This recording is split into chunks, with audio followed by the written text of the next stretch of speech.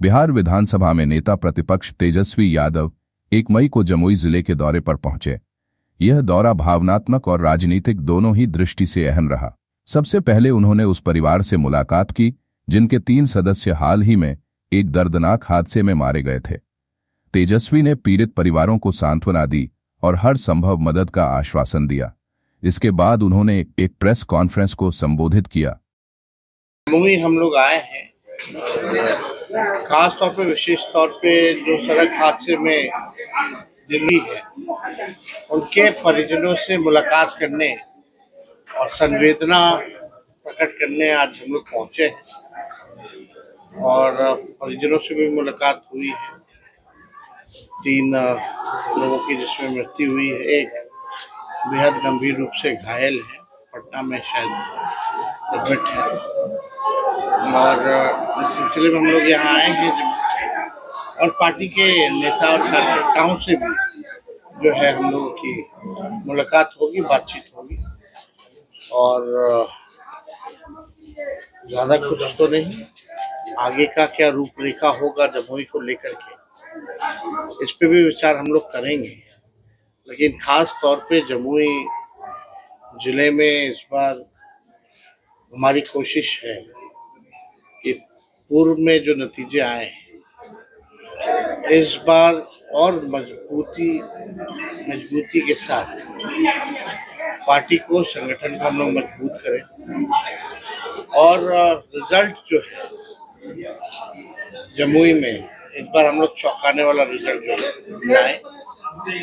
इसीलिए हमारी कोशिश भी रहेगी आगे कि लगातार जमुई का दौरा हम करते रहें और जहाँ भी जरूरत होगी पार्टी को, जमुई जिला के हमारे साथियों को उस जरूरत को हम लोग जो है पूरा करेंगे। और जो जमुई की जनता की जो मांग होगी, जो मुद्दे होंगे, उसको भी हम लोग जो है मजबूती के साथ मुद्दों को भी उठाएंगे और अपने एजेंडे में भी हम लोग जो है रखने का काम करेंगे। इसीलिए हम लोग आए हैं। और कोई सवाल होगा तो जातिगत सरकार ने लागू किया है। अभी ये सेंसस होना था 21 में, हर 10 साल बाद सेंसस होता है। ऑलरेडी 4 साल विलम्ब हो चुका है।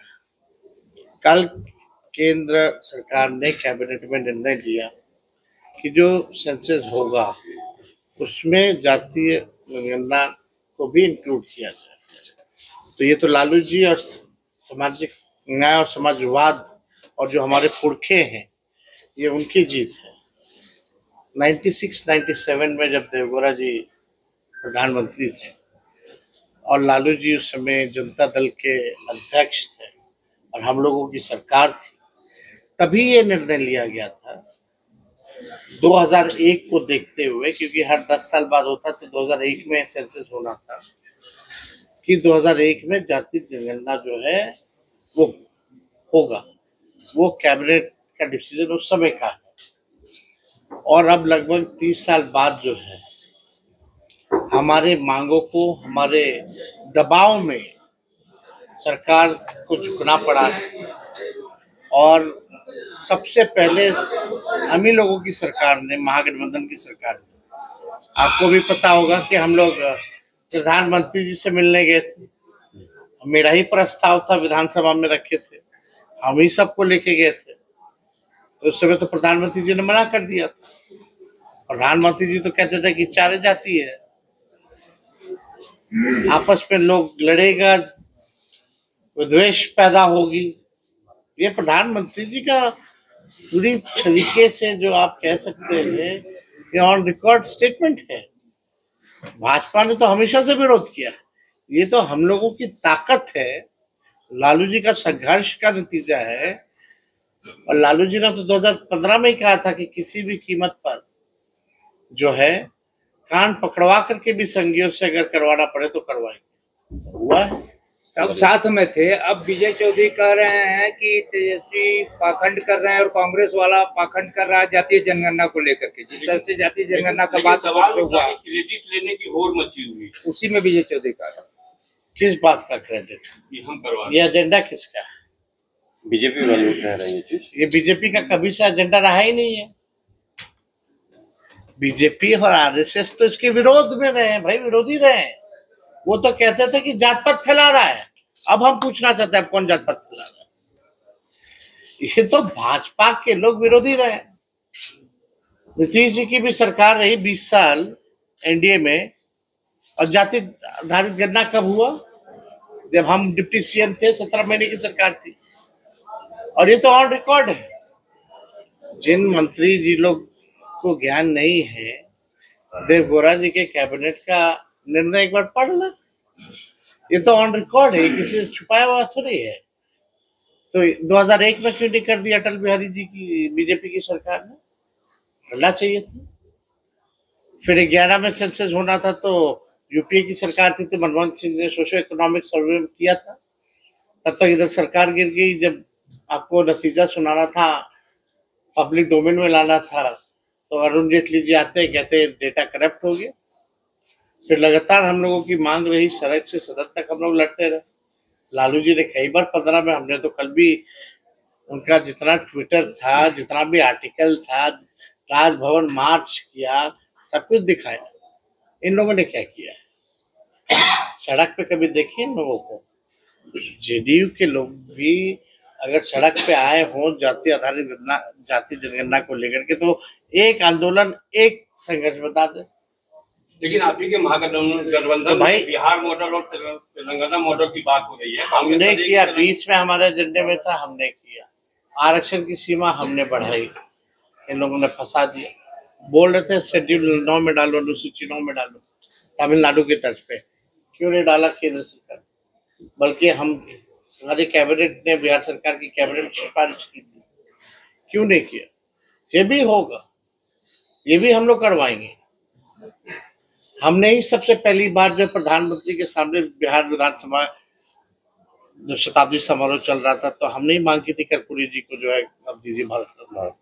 उससे पहले तो हमने बिहार विधानसभा जो शताब्दी समारोह चल रहा था, तो हमने ही मांग की थी कर्पूरी जी को जो है अब दीजिए भारत रत्न।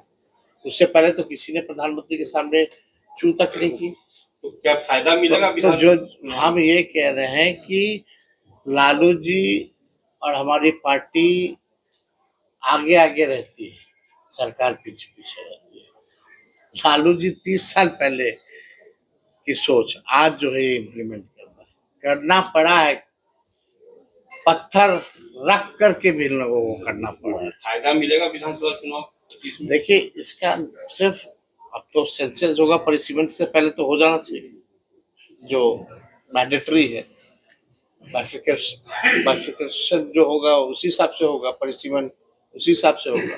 जब सेंसस होगा तभी ना, तो सेंसस में इंक्लूड होगा। अब क्या आता है, क्या क्या असली हमारी लड़ाई तो ये रहेगी कि भाई जिस हिसाब से दलित भाइयों का, आदिवासी भाइयों का सीटें आरक्षित है विधानसभा के चुनाव में और लोकसभा के चुनाव में, जब तक पिछड़े अति पिछड़े समाज का भी आरक्षित नहीं होता पार्लियामेंट के चुनाव में और विधानसभाओं के चुनाव में, ये लड़ाई अब हम लोग शुरू करने जा रहे हैं और ये करना पड़ेगा। नतीजे आए हैं तो उसके अनुरूप बजट जो है, आंकड़ों के हिसाब से बजट बनना चाहिए। जो गरीबी रेखा के नीचे है, जो भूमिहीन है, जिनका मजदूरी जो लोग करते हैं, नाला साफ करते हैं, उनके लिए योजना लानी होगी सरकार को, तब जाके ये सफल है। नहीं तो आप डेटा कलेक्ट कर लीजिए, डेटा को आप डस्टबिन में फेंक दीजिए, तो उसका क्या मान्य है? इसी आधार पे ना हम लोगों ने, जब जाति आधारित गणना बिहार में हुआ, तो हम लोगों ने आरक्षण बढ़ाया और जो भूमिहीन है उसके लिए हम लोग चाहते थे कि भाई जो गरीबी रेखा के नीचे जो 94 लाख परिवार है, उनको जो है 2 लाख रुपए का सहयोग हम लोग, भूमिहीन को पैसा दे, घर बनाने के लिए पैसा दे, ये योजना था। अब कहाँ उस पर कोई इम्प्लीमेंटेशन हो रहा है? अब सरकार को क्यों नहीं चिंता है? नीतीश जी को चिंता नहीं है? जब महागठबंधन की सरकार ने 65% आरक्षण बढ़ाया था, ये भाजपा के लोग रुकवा दिए। इसीलिए ना हम लोग मांग कर सूची 9 में डालने के लिए। तो ये लोग तो कुछ भी कहे करे, इन लोगों को कोई मतलब तो है नहीं। मोदी जी चुनाव के इस फैसला नजदीक का है। समर्थन करते हैं ना आप सर? चुनाव मोदी जी के इस फैसला का समर्थन करते हैं ना? फैसला हमारा, एजेंडा हमारा। उन्होंने करेजा पे पत्थर रख करके करना पड़ा। लालू जी ने कान पकड़वा करके संघियों को कराया। फैसला क्या है? चुनाव नजदीक है, कई पार्टियों की तरफ से यह बयान आने लगा कि भाई सरकार बनने दीजिए, शराबबंदी को खत्म करेंगे। क्या? तो चुनाव नजदीक है, कई पार्टियों की तरफ से ये बयान आ रहा है कि मैं आने दीजिए, शराबबंदी को खत्म करेंगे। कौन क्या कहता है, ये उनका एजेंडा है। सर नाम लेके बोला जा रहा है कि 2 बार डिप्टी सीएम रह चुके हैं, उसी समय ये कानून बना था शराबबंदी वाला। तो इसमें आगे क्या? बात तो सुनो जी, नशा मुक्त बिहार और देश होना चाहिए। हम लोग नशा के खिलाफ हैं। पहली बात, कानून बना और हम लोग सरकार में रहे कितने महीने? 17 महीने, 18 महीने, 5 साल वही गए। इम्प्लीमेंटेशन जो है वो पुलिस को कराना है। अगर शराब मिल रही है तो गृह मंत्री कौन है? पुलिस महकमा किसके अंतर्गत आता है? मुख्यमंत्री अपने पास रखे, तो जिम्मेवारी किसकी? सवाल सर वही है कि सालों भाई बीत जाने के सुन तो बाद लो ना भाई, वही तो बात है ना। तो जब शराब बिखी रहा है पूरे बिहार में, तो फेलियर किसका है? प्रशासन का है, मुख्यमंत्री का है? और कार्रवाई किस पे हुई? 14 लाख से भी ज्यादा लोग जेल में हैं। कार्रवाई किस पे हुई है? 9 लाख से भी ज्यादा मुकदमा है। कहाँ कोर्ट में समय है? और भी महत्वपूर्ण विषय है, कोर्ट के पास बिजनेस है, जेल में जगह नहीं, तो जिम्मेदार कौन है? और फिर भी शराब मिल रहा है। और आपको बता दें, सबसे ज्यादा शराब जो आ रहा है वो अंग्रेजी आ रहा है। यानी अंग्रेजी पीने वाला तो जेल नहीं जा रहा, जो नकली दारू पी रहा है, देसी पी रहा है, वही जेल जा रहा है। और सबसे ज्यादा अंग्रेजी दारू मिल रहा है।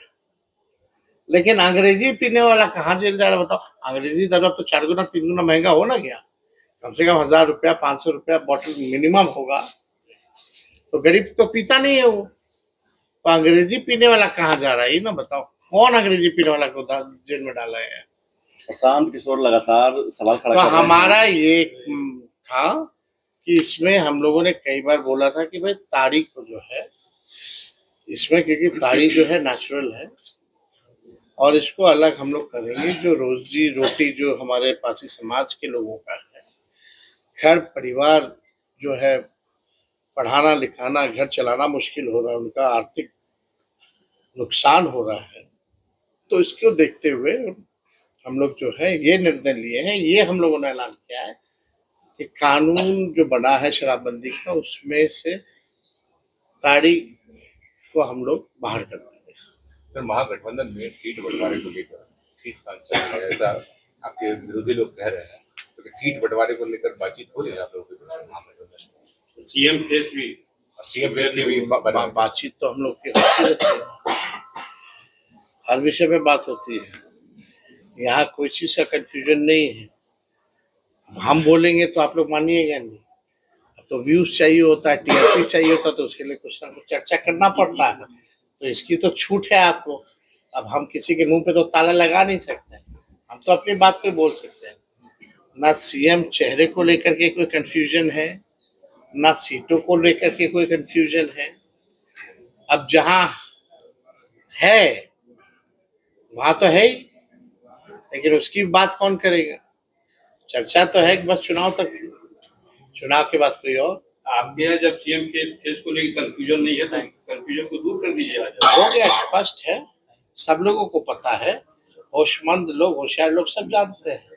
अब उनको क्या जम्मू में है, जम्मू का उम्मीदवार कौन होगा? हेमंत सोरेन जी से हमारी इस विषय में बात हुई है। अगर बात होगी तो जरूर बताएंगे। सर आखिरी सवाल, जम्मू से उम्मीदवार कौन होगा? टेररिस्ट अटैक को लेके मोदी ने सेना को खुली छूट दे दी है, क्या रिएक्शन है आपका? मुझे ना खुली छूट यानी पहले नहीं थी क्या? बात देखिए, एक बात को समझना पड़ेगा। इस मामले को लेकर के, देश के सुरक्षा को लेकर के कोई कॉम्प्रोमाइज नहीं होना चाहिए। कड़ा एक्शन होना चाहिए। इस पे लापरवाही नहीं होनी चाहिए। लापरवाही होती है तो जांच करा के सजा सरकार को दिलाना चाहिए। और इस विषय पे सभी विपक्षी दलों ने ऑल पार्टी मीटिंग जब बुलाई गई थी तो हमारा राष्ट्रीय जनता दल भी था उसमें, और हम लोगों ने, रक्षा मंत्री, गृह मंत्री, सब लोग बैठे थे। स्पष्ट कर दिया गया है कि सरकार कार्रवाई करे और पूरा विपक्ष उनके साथ खड़ा रहेगा, जो कार्रवाई करना है वो करे। तो हम लोग तो ये चाहते हैं कि कार्रवाई हो, दोबारा ऐसी घटना ना हो। ये पहली बार ऐसा दर्दनाक हादसा हुआ है, आतंकवादियों ने पहली बार पर्यटकों पर अटैक किया। ये ऐसा पहले कश्मीर में नहीं हुआ है। तो आप देखिए, वो ऑलरेडी हाई सिक्योरिटी जोन में था, इतने हजारों टूरिस्ट जाते थे, ऑलरेडी सिक्योरिटी। तो उस दिन क्यों नहीं था सिक्योरिटी? कहाँ कोलैप्स? देश तो जवाब मांगता चाहता है ना। जिनकी मृत्यु हुई है उनका परिवार तो न्याय चाहता है, वो तो जवाब देश देखना चाहता है।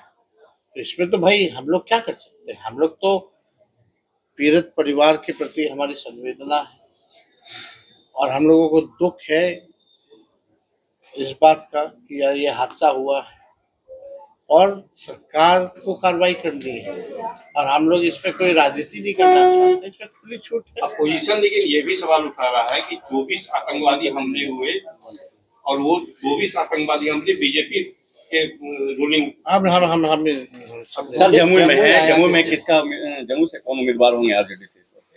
आप जम्मू में पहुंचे, आप प्रस्ताव दीजिए, आप पे भी विचार किया जाएगा। एक सवाल, जन स्वराज के का कहना है कि इस बार त्रिकोणीय मुकाबला होगा।